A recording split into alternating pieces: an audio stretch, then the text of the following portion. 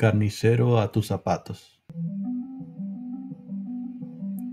A sus 50 años, a Nicolás Pascual se le habían cerrado muchas puertas. Las de la Facultad de Medicina, las de un empleo en la fábrica de chiles jalapeños en Escabeche, las de la frontera, cuando le negaron su visa, o las del corazón de Delfina, o Nina, como Nico la llamaba, quien terminó casándose con un gringo de rostro ceñudo. Tampoco se le acomodaron las cosas para que pudiera convertirse en maratonista. Nicolás Pascual heredó la carnicería de su padre en la colonia Oblatos. Nunca llegó a clientarse como hubiera querido, pero el changarro, aunque sea, le daba para subsistir. De vez en cuando tenía pedidos importantes, como el que debía entregar al día siguiente. Aquella tarde bajó la cortina antes de lo acostumbrado. Total, que más daba una hora más o una menos. Pero justo antes de cerrar llegó un cliente de quién sabe dónde, pidiendo 3 kilos de New York, por favor, en cortes de pulgada y media. Gracias. Nico resistió la idea de decirle que no, señor. Si no he podido quitarles a los gringos las tierras que nos robaron hace años, ni a mi niña chula que se la llevó un güero sin gracia, ni el orgullo que perdí en el consulado. ¿Cómo espera que tenga terrenos de New York, aunque solo sean 3 kilos? Era un mal chiste. Nico se limitó a negar con la cabeza y le dijo que lo sentía mucho, pero no tengo ese corte.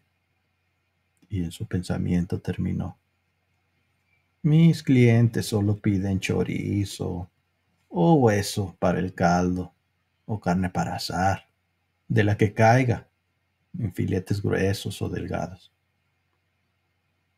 Con un poco de voluntad habría atendido a aquel cliente, pues en honor a la verdad sí podía venderle ese corte, pero le daba flojera despostar a esa hora la res entera que guardaba en refrigeración, en lugar de terminarse la espaldilla que aún quedaba en el mostrador. Además, tenía un pedido para el día siguiente y no se arriesgaría a quedar mal. Como decía, aquella tarde cerró su cortina antes de lo acostumbrado. Luego entró en su ropero.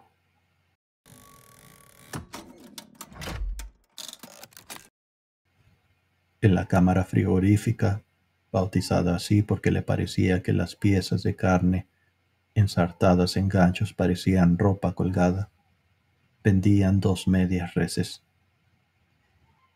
Un día que le contó a un sobrino aquella apreciación, este le contestó que claro que no, tío Nico, tú estás bien loco, decía pues, y esperó no perder el hilo de nuevo, que aquella tarde cerró su cortina antes de lo acostumbrado y entró en su ropero. Adentro no había un portal mágico hacia Narnia, pero sí un mundo que visitaba con frecuencia sin que nadie lo supiera todavía. Además de las 2 mitades de res colgadas una al lado de la otra, en un aparente intento de formar el rompecabezas, tenía su apreciada caminadora. Nicolás Pascual observó con deliberada atención el botón de emergencia antes de cerrar la puerta de aquel gélido lugar. Ese dispositivo era la única llave de salida en caso de que alguien quedara adentro por accidente. También le era útil a él, que se encerraba de manera voluntaria. Todo se puso oscuro.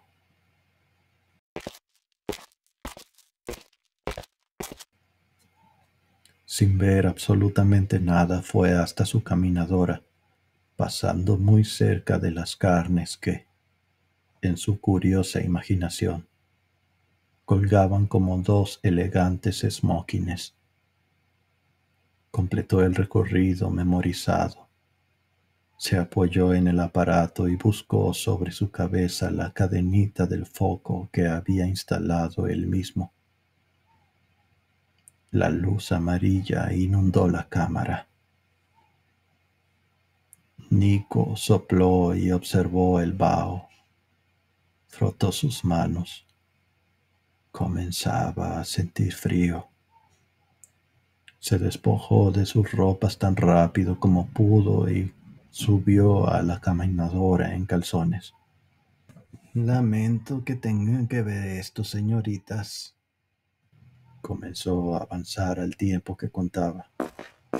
1, 2, 3, 4, 5, 6. Alcanzó la velocidad deseada y se mantuvo constante. 15, 16, 17. Había iniciado aquel excéntrico entrenamiento hacía un mes, luego de leer un artículo sobre el North Pole Marathon, el más frío del mundo. Aquel día la siguiente idea le atravesó la cabeza. Quizá era su oportunidad de abrirse una puerta y cumplir aquella meta tan anhelada de ser maratonista. Si iba a correr en el Polo Norte, sobre el hielo y la nieve, a 37 grados bajo cero y con vientos de más de 40 kilómetros por hora, tendría que entrenar para estar en forma y enfrentar las extremas condiciones climatológicas.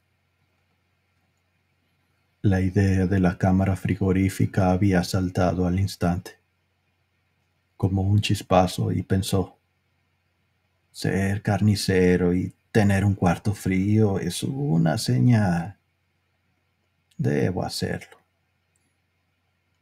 53, 54, 55, 56. ¿Qué les parece, señoritas? ¿Creen que tengo posibilidades en este maratón? Nicolás Pascual había conocido a las dos señoritas aquel mismo día, cuando se las trajeron del rastro municipal. Dos medias reses. Luego de engancharlas, las había observado con una evidente confusión. Eran del mismo tamaño y tenían un peso similar. Podrían pertenecer al mismo animal, pero ¿y si no? Por si las dudas, las nombró diferente: Paquita y Panchita. Señoritas Paquita y Panchita, un placer conocerlas. Ahora, apreciable lector, le suplico que pueda disculpar el giro que tomará la narración a partir de este momento. Es menester para conocer las perspectivas de Paquita y Panchita. Como bien dicen, hay que darle voz a quienes no tienen. Y estas señoritas evidentemente no la tenían, pues les habían cortado la cabeza. Aquella mañana en la carnicería de la colonia Oblatos, cuando el hombre calvo que atendía el negocio se les quedó viendo con cara de circunstancia, tuvieron una premonición. Las cosas se pondrían extrañas. Para empezar, el carnicero había errado al ponerles nombres distintos, pues las dos medias reses pertenecían, en efecto, a la misma vaca. Se llamaban Paquita o Panchita. Las dos mitades tuvieron una discusión. Creo que deberíamos llamarnos Panchita, dijo Panchita, pues yo soy la mitad más importante. ¿Qué dices?, saltó la otra. Según tú, ¿por qué eres la más importante? Pues, porque a mí me marcó nuestro anterior propietario. ¿No lo recuerdas? ¿Cómo lo vas a recordar si fui yo la que sufrió el hierro caliente en la pata trasera, encima del corvejón? Sin esa marca, no tendríamos identidad. Claro que lo recuerdo. Tú y yo somos una. Y también me dolió, respondió la parte izquierda profundamente resentida. ¿Se te olvida que ya te quitaron el cuero y con él la marca? Además, yo tengo mejores razones para ser más importante. Se regodeó. ¿Ah, sí? Ajá. Pues cuéntame. Yo soy la parte izquierda, el lado donde teníamos el corazón. Sin él, nunca habríamos llegado a tener vida. Por tal motivo, considero que deberíamos llamarnos Paquita. Zanjó la media res a la que Nicolás Pascual había puesto aquel nombre. No seas mensa. Solo las personas tienen el corazón del lado izquierdo. ¿O también nosotras? En todo caso, ya te lo quitaron.